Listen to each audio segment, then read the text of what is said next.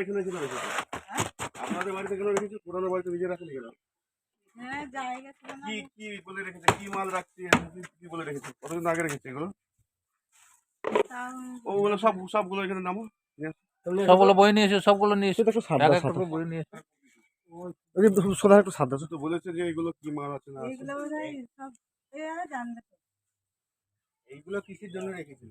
এইগুলো মালগুলো তো দেওয়ার কথা ছিল গ্রামের মানুষকে। মা গ্রামের মানুষকে দিয়েছে কিছু। কতদিন আগে রেখেছে? তাও আমি বলতে পারবো না। তারাপীঠ থানার বুদিগ্রাম পঞ্চায়েতের দক্ষিণ নারায়ণপুর গ্রামে সরকারি জৈব সার অবৈধভাবে মজুত রাখার অভিযোগে অনন্ত সাহা নামে এক ব্যক্তিকে গ্রেপ্তার করল তারাপীঠ থানার পুলিশ। তোমাদের মাল লাগলে ঘুরে নিয়ে আসো।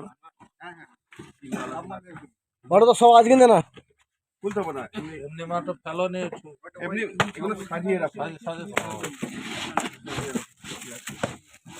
ওগুলো নিয়ে আসো, সবগুলো নিয়ে আসো। এগুলো সব সাজিয়ে রাখো।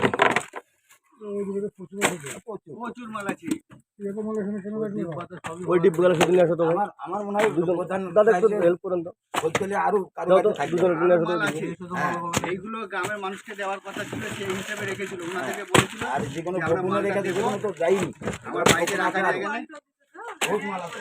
তখন এইখানে ডিলার সাহেব মারা গেছিল, এই বাড়ি থেকে কন্ট্রোল দিত, মানে সেই দুর্বলতার সুযোগ নিয়ে এখানে মালটা রেখেছে। হ্যাঁ, তখন আর বাড়িতে জায়গায় ছিল না, কন্ট্রোল দিত সেই হিসেবে। জৈব মাটি ভাই। এগুলো কি বলে? ডিম কি জমির সার নাকি? সব জৈব সার। সব ডেট কেন্দ্র নিয়ে 2-3 বছর থেকে ভরা আছে। এইগুলো 2022 সালে কেন্দ্র সরকারের একটা বুধবার গোপন সূত্রে খবর পেয়ে পুলিশ তার বাড়িতে তল্লাশি চালিয়ে জৈব সার উদ্ধার করে বলে জানা গিয়েছে। অভিযোগ, বুদিগ্রাম পঞ্চায়েতের প্রধানের স্বামী সুজিত সাহার নির্দেশেই কৃষকদের জন্য বরাদ্দ ওই জৈব সার অনন্ত সাহার বাড়িতে রাখা হয়েছিল। যদিও সেই সার কোনো কৃষকের মধ্যে বিতরণ করা হয়নি বলে অভিযোগ উঠেছে। উল্লেখ্য, এর আগেই পঞ্চায়েত প্রধান মৌসুমী সাহা ও তার স্বামী সুজিত সাহার বিরুদ্ধে আর্থিক অনিয়ম, সরকারি অর্থ আত্মসাতের অভিযোগ তুলে রামপুরহাট মহকুমা শাসক ও জেলা শাসকের কাছে স্মারকলিপি জমা দিয়েছিলেন পঞ্চায়েত সদস্যরা। কে রাখা করেছিল? তৃণমূলের প্রধান? হ্যাঁ, প্রধান কার নির্দেশে রাখা ছিল এগুলো? প্রধান, হ্যাঁ জোরে বলো। প্রধানের নির্দেশে রাখা ছিল। তুমি কোনো দল করো? না, আমি দল করি না। তো তোমার বাড়িতে প্রধান রাখলো কিন্তু দল করে যেতে দেখুন।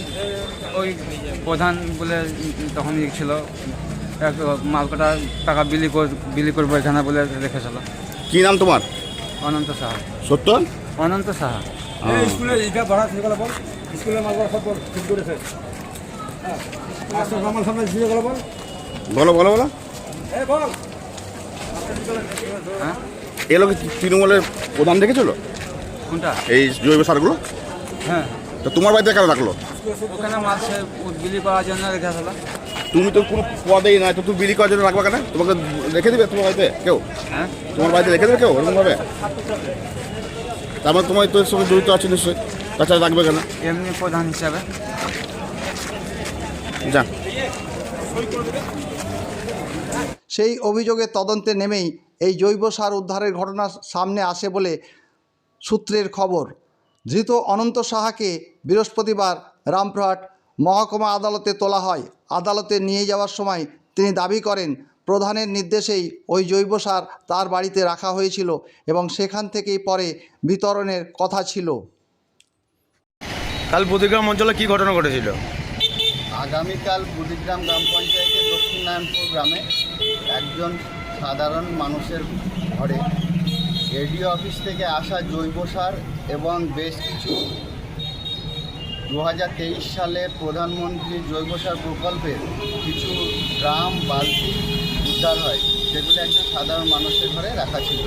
সেটি তার ঘরে জোরপূর্বক ওনাকে জিজ্ঞেস করা হলে উনি বলেন জোরপূর্বক এইখানকার অর্থাৎ আমাদের বুদিগ্রাম গ্রাম পঞ্চায়েতের প্রধানের স্বামী সুজিত সাহা এই মালগুলি রেখেছে।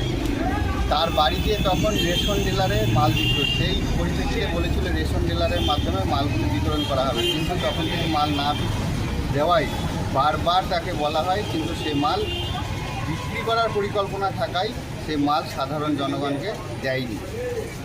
এখন তারাপীঠ থানায় কোনো সূত্র মারফত খবর পায় যে এই মালগুলি উদ্ধার করার পর এখন যে ভদ্রলোকের বাড়িতে পাওয়া যায় তাকে অ্যারেস্ট করেছে, কিন্তু এর মূল বক্তব্য হচ্ছে যে এই মালের সঙ্গে জড়িত, অর্থাৎ যে মূল পান্ডা তাকে অ্যারেস্ট করেছে।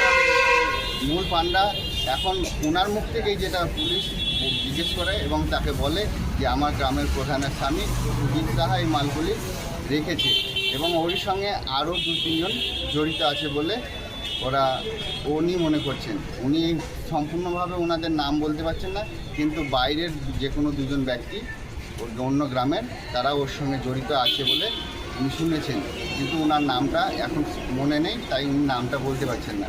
কিন্তু এর সঙ্গে সম্পূর্ণভাবে প্রধানের স্বামী সুজিত সাহা জড়িত। আমরা এখন বর্তমানে রানিং রাজ্য সরকারের কর্মী, কিন্তু যখন 6 মাস আগে আমরা বিরোধী ছিলাম তখন এডিও অফিসে কিন্তু কোনো কথা আমাদের গ্রাহ্য করেনি। এখন ওই সমস্ত মাল প্রায় কুইন্টাল 15 থেকে 20 কুইন্টাল মাল হবে, এখন সেই মালগুলো তো সাধারণ মানুষের হতে পারে না। তাই আমাদের আবেদন সরকারের কাছে এবং প্রশাসনের কাছে যে এই মালগুলি মূল পান্ডা যে জড়িত আছে তাকে অ্যারেস্ট করা হোক এবং এর সঠিক বিচার করা হোক। আপনার নাম? আমার নাম কর্ণধর মণ্ডল, আমি হাসন বিধানসভার 5 নম্বর মণ্ডলের অফিস ইনচার্জ কর্ণধর মণ্ডল।